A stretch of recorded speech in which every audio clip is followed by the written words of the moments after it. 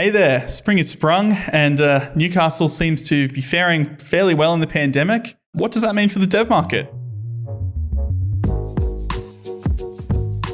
Liam Potter here again with another installment of the Newy Dev update. So September, usually a bit of a weird time in the year with respect to hiring, but it looks really positive. So we've got 30 dev jobs in the past 30 days, so a job a day if you want to do the maths behind that one. That's an increase of 6 on the last month. And I get that doesn't sound like a massive increase, but if you sort of look at the context behind it, it's a bigger jump than you'd initially realize. So let's sort of extract that, pull out a bit more and discuss that. So this graph's a pretty rough guide as far as what really happens in the Newy Dev market over the course of a year and really just the tech market in general. This is sort of an aggregate over the past 5 years based on our own internal data and based on Seek's data. Obviously not including 2020, but it still gives a good insight as to what generally happens over the course of a year. So looking at the start of the year, sort of that January, February period, we generally see a pretty slow start.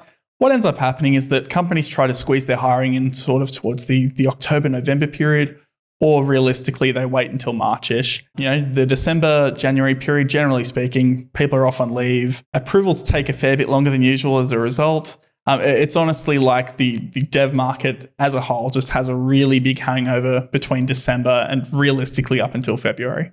So once everyone sort of figures themselves out and settles down a bit, we have that peak towards March and maybe April, but then we see a bit of a slide up until about June. So the June-July period is usually quite strong because the end of the financial year, a lot of the larger organizations maybe have a bit of leftover budget that they really want to get through and make hires while they still have that money available.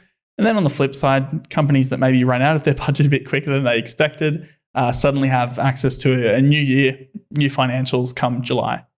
So the August to October period is usually a bit of a valley. We see an uptick October, November. Like I said previously, people start to try and squeeze in hiring before the Christmas break or the holidays break rather. But what we're seeing this go round is that sort of the August, September period stayed quite steady, which is really encouraging to see because it's usually quite a substantial drop. Okay, next up, I've got a few interesting pieces that I want to pull out a bit more. Obviously, we have the usual suspects, your .NETs and that sort of thing. But there are a few interesting things that I want to really touch upon that you don't really see too often in Newcastle and seems to be a few emerging trends that might continue on into the future. So surprising no one is the continued strength of the Microsoft stack in the Hunter, though I will call out that there's been a pretty big increase in .NET Core specific roles as opposed to just generalist framework. But those are pretty standard in Newcastle. They're always pretty strong. And I've seen, I think, maybe 5, 6, 7 in the past month or so. So always a strong area. Interestingly, a lot in the sort of junior to mid section. So it does provide a pretty good pathway into a senior dev role or a lead role if someone wants to do that long term, which is really cool to see.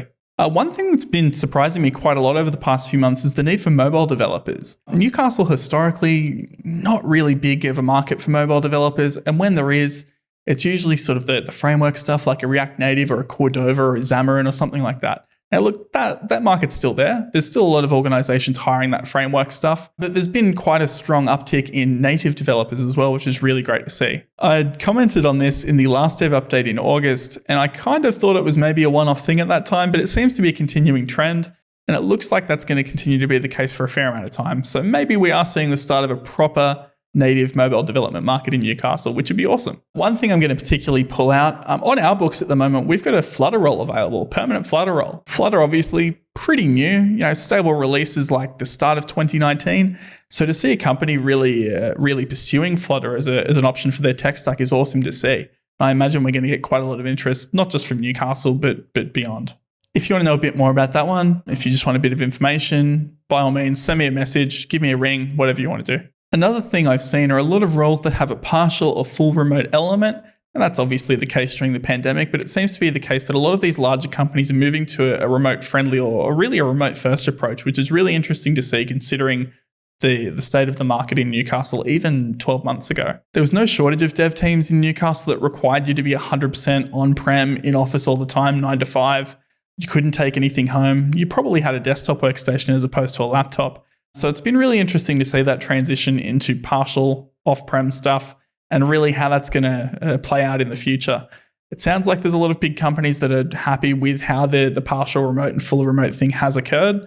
And it sounds like they're going to adopt this approach going forward. Anyway, in summary, really, big things happening in Newcastle in the dev space at the moment.